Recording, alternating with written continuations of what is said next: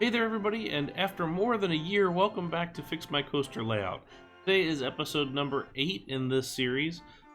If you don't recall, Fix My Coaster Layout is a series in partnership with Andrew from MickanMan's RCT Station, where we take user-submitted coaster layouts and try and improve them, whether that's in flow or realism or whatever else the user may request. But the idea is to take some layouts and put our own different takes on them.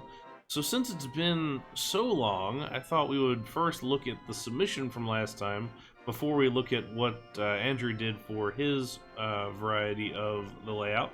So this is from Nicholas. This is Dynamite Dunes. The requested coaster was this wooden coaster here with a station kind of up here on the hillside, a little pre-drop or pre-lift section here, and then a nice drop underneath the pathway with this kind of double hill thing, and then a couple of varying corners and stuff here in and around the mountainside.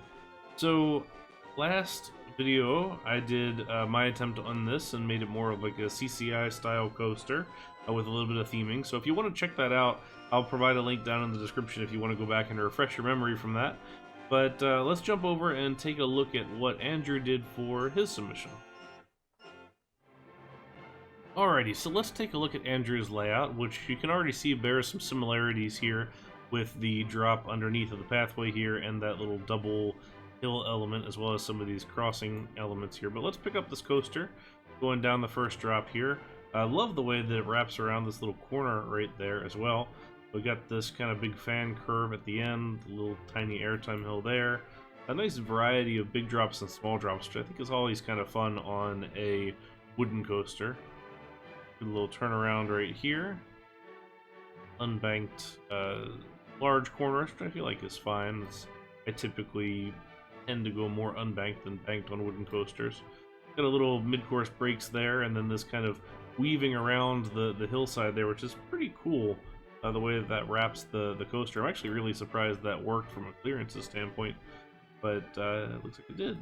So here we have another big drop right here underneath of the pathway there, so kind of doubling up on that whole thing as it makes its way back to the station here. Surprising that it does so well with speed management, because that's a 4,400 foot long coaster, which is fairly long, especially for a lift hill of only this size. The speed management does pretty well. I like the attempt at keeping the pre-lift section here, especially the way that this hill sort of intertwines with the circular pre-lift bit here, as well as the one above it. I think that's really nice, just keeping in all of those. Andrew always does a better job than I do as far as keeping the original intent of the layout versus me, who kind of keeps the spirit of the elements and kind of nukes it and does it all brand new. But I think that's done very well here. And then just expanding the whole thing to be such a bigger presence. You know, you zoom out here, and this thing just dominates the skyline, which is you know, I think part of the idea here. If you're going to put it up on the hill, you might as well become the icon here. It's kind of funny how much it dwarfs Dynamite Blaster, which I feel like is a big coaster when you first open the map. But this is very nice, very well done, and hopefully Nicholas appreciates the feedback or can put it to use in some way or another. If you'd like to watch Andrew's full video, I have provided a link down in the description so you can check it out and see what that was all about. But now to the new video here after a much long awaited next episode. Let's jump over to our submission for this go around. Today's submission comes from Risiko, who's submitted a couple of things for us to look at, but this is going to be the first one we're going to pick. I thought it was an interesting challenge, just because fairground coasters are always a little bit of a tough go in RCT, because you don't really have the right diagonal angles to make them work really well. So this is a Schwarzkopf Wildcat. Specifically, I believe this is meant to be a 54-meter version. This is a very popular fairground coaster and permanent park coaster as well, but it can be a bit of a challenge to work with. Risiko here is using the mini coaster track as well as the mini coaster trains, which are based on the Schwarzkopf Wildcat trains. So we're going to take our own look at this and see what we can do. I'll say right off the bat that I feel like this is already a pretty good layout, but I want to do some custom supports on mine. So one of the things we're going to focus on is trying to get both ends to be fully nested over top of each other. So we're going to try and make it a little more compact in that angle and probably extend it a little bit lengthwise. So let's jump into the build and take a look at what we do. Alright, now before we jump into the actual layout, let's take a look at a picture here of what an actual Wildcat layout is. So this is a very specific layout. There's a couple of different varieties of it just in terms of overall length of the ride from end to end.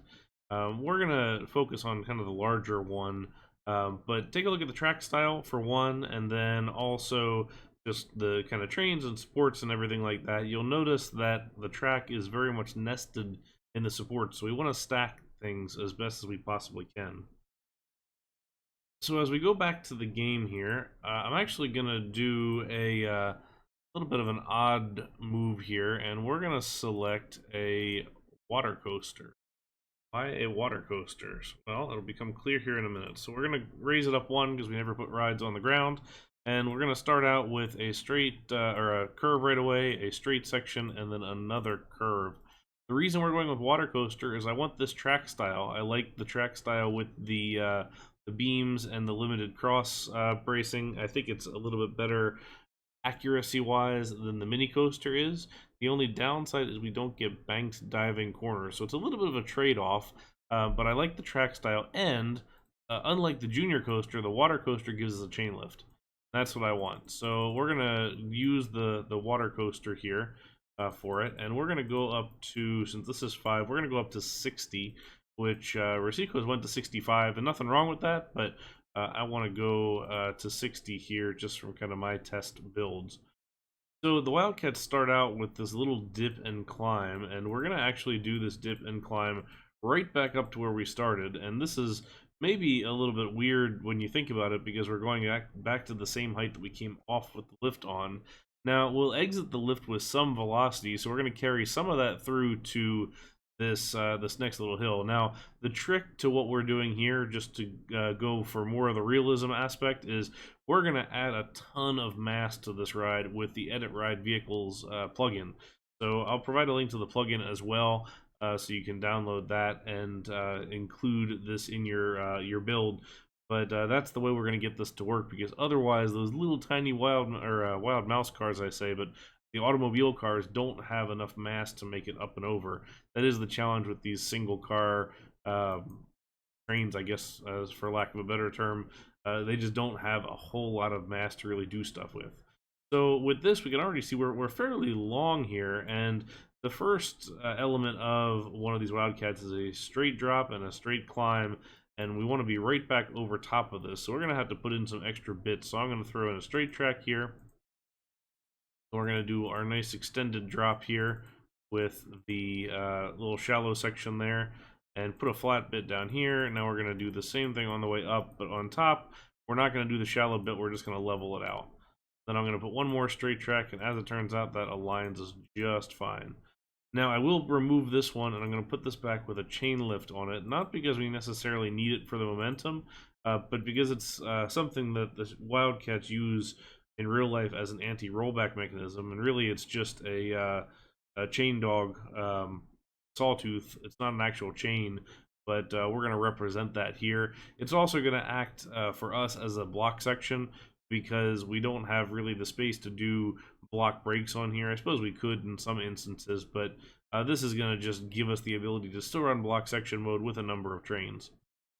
So now we want to go diagonal. I said in the intro that the diagonal is a challenge on these, because really you want this to go diagonal straight across to like somewhere over here, but that's not happening. And why don't I go ahead to, let's make this right so we're doing here. There we go. Good. So we're going to have to get a little funky, and this is not my favorite part of this, but we're going to make the most of it. This is the other reason why I'm using the water/junior coaster, is because we get these steep dives just like this. So we're going to do one of those and flatten it out, and then go here. Then we're going to drop one more time, go flat, I'm up by 1, and then we're going to put a chain lift right here. Not the most elegant diagonal, but it's going to do. So now what we're going to do is S-bend, which is going to set us up right underneath of this dive here, or corner. Let's take the chain lift off of this S-bend. Have that. Now, the real ones have this characteristic of this nice dive and climb turnaround, so we're going to do that as well. This is where the mini coaster would be nice because you could actually bank the thing, but for me it's a trade-off that is okay. And so I think we're going to go ahead and do this, and then let's just do a regular drop here. We're not going to go all the way down because I think we're going to need the space here in a little bit, because now we want to get back under this doing basically the same thing we just did. So that's 2 up on the shallow here. Level this out again, and then we're gonna do an S-bend as well, and this allows us to go bank into this.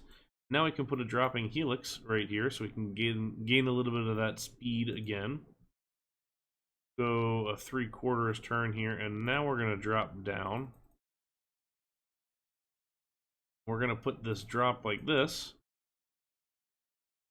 So it drops very nicely in there. I don't know if this actually meets clearances. It does not, but I think that's okay in this instance because visually that works as far as that goes. And we're gonna raise this helix up on this side to balance out the speed just a little bit and give us a little bit of height, because this does climb again. The real one is a lot more dynamic than this, so we're gonna have to play around with it a little bit. But I am willing to do the 0 clearancing here. Usually that's kind of a no-no for me, but for this one, we have a full 10 clearance in both sets here, or well, 1, 2, and 3, so I'm okay with it, and visually it still looks all right.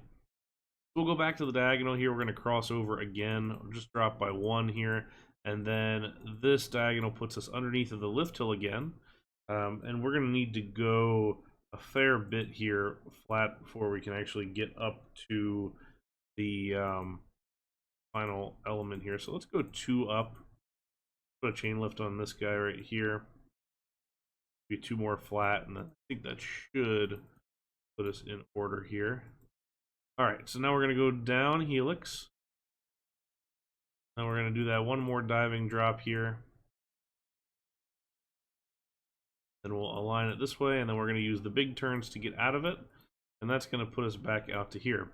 Alright, so now let's build our station platform. So these rides tend to have a defined entrance and an exit separate from each other. So we already have our entrance up here, so we're going to put a block break there, straight, block break, straight, and a block break. That way we can hold a couple of cars here.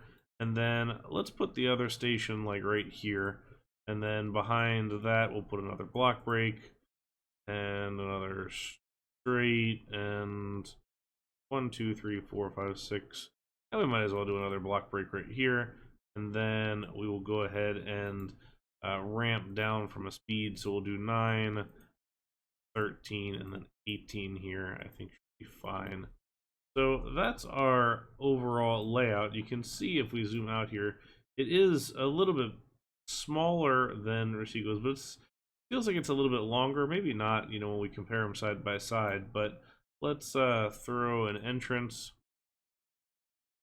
an exit on here. I've got these turned on invisible, but if you make them visible here, we can do that.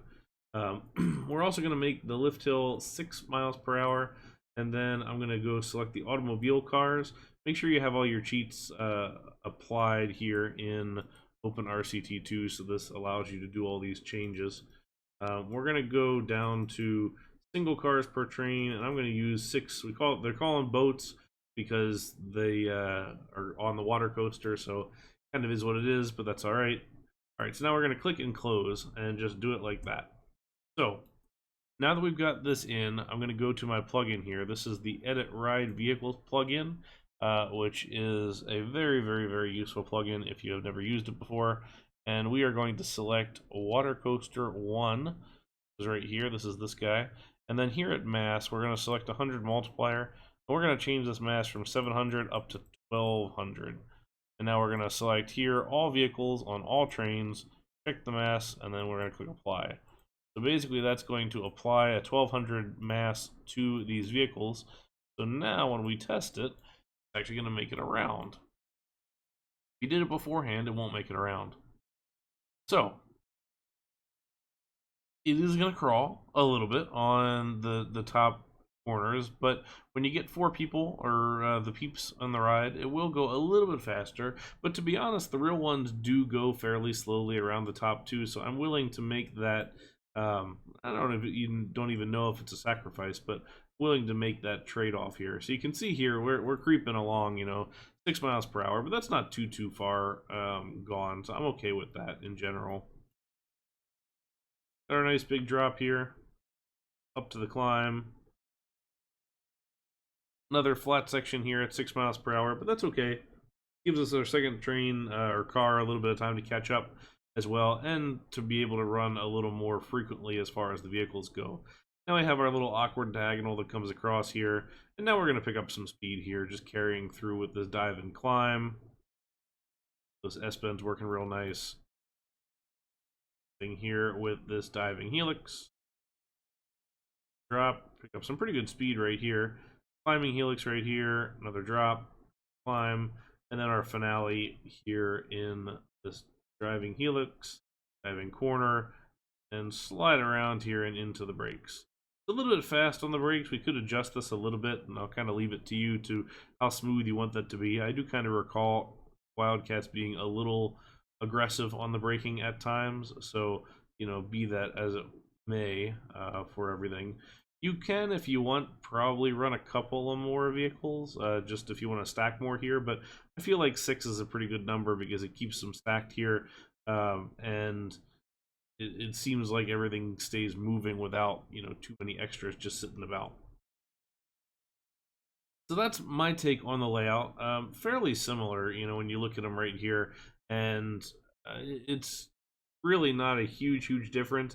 Mine is narrower front to back because I really wanted to make sure that I nested it on the supports, and we're going to see that in a minute here when we jump to my themed version.